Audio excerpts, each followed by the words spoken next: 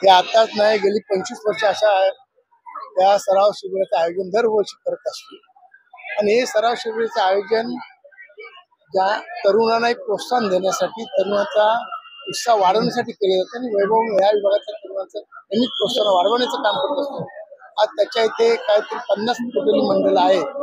त्या 50 मंडळापैकी 35 मंडळांना हे वैभव भराडकर यांचे टी शर्ट्स आणि सर्व त्यांना लागणारं सर्व साहित्य पुरवण्याचं काम वैभव करत असतो. हे मराठी तरुणांना, हिंदू तरुणांना जास्तीत जास्त प्रोत्साहित करण्याचं काम यांच्या मार्गातून, या अशा उत्सवाच्या मार्गातून वैभव भराडकर करत आहे. आणि हे बाळासाहेबांनी सांगितलेले वाक्य आहे, तरुणांना जास्तीत जास्त प्राधान्य आहे. एकनाथ शिंदे साहेब महिलांना, तरुणांना जास्तीत जास्त प्राधान्य देतात. त्यांच्या पावलावर पाऊल ठेवून वैभव आमचं काम करत आहे. त्याला चांगलं सराव शिबिर आपण आयोजित केलं, त्यामुळे त्याचं मनापासून हार्दिक अभिनंदन करतो. दादा काय सांगाल, आज गोरेगाव विधानसभामध्ये दिंडोशी विधानसभामध्ये सीसीटीव्ही व्हायरल होते, ज्यामध्ये शिंदे गटाचा 2 ग्रुपमध्ये हाणामारी झालेली. काय थोडंफार भांडणं होतात, तुमची छोटीशी भांडण झाली तुम्ही टीव्हीवर दाखवता, जरासा कुणाला बोलला तरी असतं तुम्ही टीव्हीवर दाखवता. असं होत असतं. छोटं एक एवढा मोठा कुटुंब घेऊन चालायचा, तर प्रत्येकाचं विचार पद्धती वेगळी, थोडंफार कुठे ना कुठेतरी होत असतं. त्याकडे फार काय मोठी गोष्ट नाही, तिथं होतं, परत एकत्र सुद्धा येतात. भावाभावांची भांडणं, त्यामुळे तुम्ही पडून नाही. मोर्चाबद्दल काय सांगाल? आज उद्धव ठाकरे यांच्या मार्फत मोर्चा करण्यात आला होता, त्याच्यामध्ये सांगण्यात येतं की आवाज दाबायचा प्रयत्न करत आहे. त्यांच्या बाजूने कोर्टाने निर्णय दिला तर कोर्ट एकदम एक नंबर, आणि त्यांच्या विरोधात कुठला निर्णय गेला तर कोर्टाला सुद्धा दूषण देण्याचं काम ते करत असतात. म्हणून त्यांच्या बाजूने निर्णय नाही झाला, चुकीचा असेल पण ते मानायची तयारी त्यांची नाही. जर कोण ते मान्य केलं, कोर्टाच्या विरोधात आम्ही नाही जाऊ शकतो, कोर्टाने दिलेला निर्णय मान्य आहे, पण यांच्या बाजूने का तो कोर्ट एकदम चांगला. शेवटचा प्रश्न आहे, आगामी विधानसभा निवडणुकीमध्ये वैभव भराडकर हे देखील इच्छुक उमेदवार दिसून येतात, काय सांगाल? तो तिथे काम करतोय आणि पक्ष स्थापन झाल्यापासून वैभव आहे. त्यांनी क्लेम करणं काहीच चुकीचं नाही. आणि सातत्याने या विधानसभेला जागृत ठेवण्याचं काम त्यांनी केलेलं आहे. येणारे खासदारकी इलेक्शन होते, त्यामध्ये चांगला परफॉर्मन्स दिलेला आहे. मग त्यांनी का मागवू नये, त्याचा हक्क लागतो असं मी समजतो. प्रचंड पाऊस असून सुद्धा आज तुम्ही बघाल की किती मोठ्या उत्साहात दिंडोशीमध्ये वैभव भराडकर यांनी शिवसेनेच्या वतीने आज हे सराव शिबिर आयोजित केले. खूप जणांनी प्रयत्न केला की आज मुंबई बंद व्हावी, परंतु मुंबई कधी बंद होत नाही. मुंबई ही नेहमी सुरळीतपणे आपलं काम करत असते आणि मुंबईकरांनी दाखवून दिलं की आज आम्ही कुणाच्या मागे उभे आहोत. मॅडम, तुम्ही आता एक गोष्ट दिली की दिंडोशीमध्ये वैभव आणि नक्कीच दिंडोशीमध्ये धनुष्यबाण आणि भगवा हा नक्कीच फडकणार आहे. उमेदवार माननीय मुख्यमंत्री शिंदे साहेब हे डिक्लेअर करतील, परंतु आमच्या बऱ्याच कार्यकर्त्यांची इच्छा असेल, ज्यांनाही इच्छा असेल, कारण इच्छा बाळगणे चुकीचं नसतं. इच्छा ज्यांची असेल त्यांनी नक्कीच माननीय मुख्यमंत्री साहेबांकडे आपली इच्छा प्रकट करावी आणि जे त्याच्यासाठी योग्य वाटेल साहेबांना, त्यांना नक्कीच साहेब तिकीट देतील. पण सध्या तरी आमच्यासाठी धनुष्यबाण हाच उमेदवार आहे.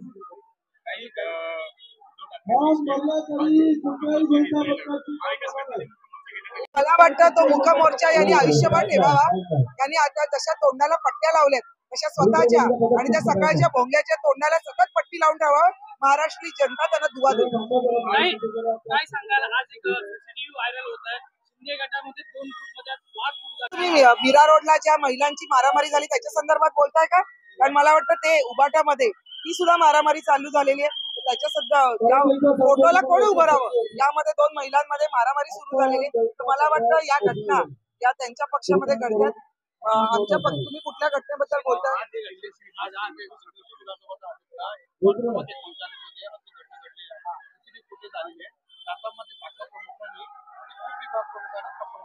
मग मला जर अशी काही घटना घडली असेल तर त्याची माहिती घेऊन त्याच्यामध्ये काय सत्य आहे आणि तथ्य आहे याबद्दल आम्ही नक्कीच चौकशी करू.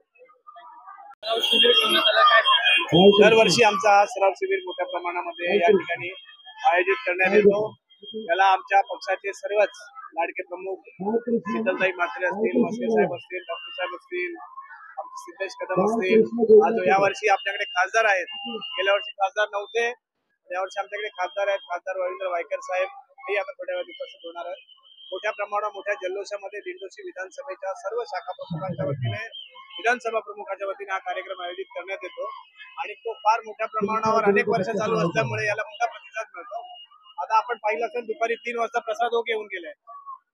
थोड्या वेळाने प्रवीण तरडेजी आले, ते सचिन जोशी साहेब आलेले आहेत, शीतलताई आलेले आहेत. आता काही वेळात मस्के साहेब पोचतात आहेत, वायकर साहेब पोचतात आहे आणि पक्षाचा सुद्धा मोठ्या प्रमाणावर कार्यक्रमाला पाठिंबा आहे. सगळे अगदी जल्लोषात हा कार्यक्रम होतो. आगामी विधानसभा निवडणूक जवळ आलेली आहे, त्यामध्ये आता शीतलताईंनी जसं सांगितलं की इच्छुक उमेदवार तुम्ही दिसून येत आहे, जर तुम्हाला तिकीट भेटेल तर काय सांगाल? आमच्या पक्षाचा जो कोण उमेदवार असेल त्याला निवडून आणायची जबाबदारी आम्ही पूर्ण करणार. वायकर साहेबांना आम्ही निवडून आलेलं आहे.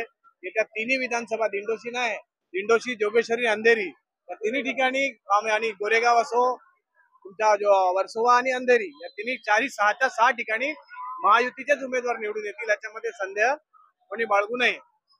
दिंडोशीमध्ये आतापर्यंत एकच नाव आलेलं आहे, लोकांचं प्रेम आहे, त्यांचे आशीर्वाद लाभतील. पक्षाने संधी दिली तर आपण योग्य वेळी योग्य कार्यक्रम करू. दिंडोशी विधानसभेचा एक व्हिडिओ व्हायरल झालेला सीसीटीव्ही फुटेजमध्ये, त्याच्यामध्ये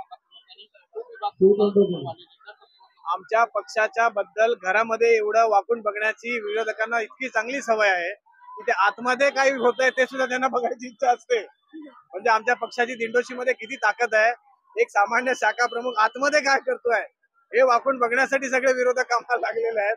ते छोटासा वैयक्तिक वाद होता, तो वाद संपलेला आहे, परंतु आमच्यावर किती बारीक करडी नजर आहे सगळ्यांची हे बघून बरं वाटते.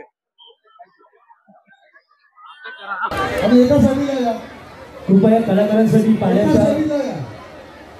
व्यवस्था करावी, कलाकारांसाठी पाण्याची व्यवस्था करावी विनंती आहे.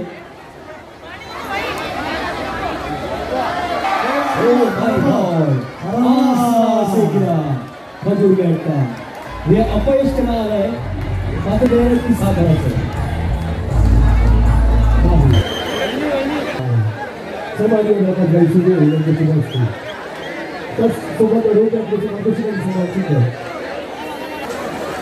साईला गोंदाबद्दल अभिनंदन.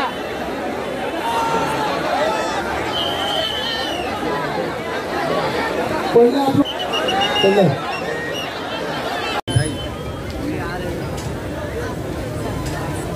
एक, दोन, तीन, 4,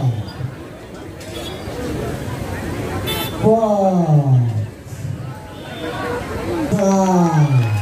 6 तरांची यशस्वी सलामी भाग्यवती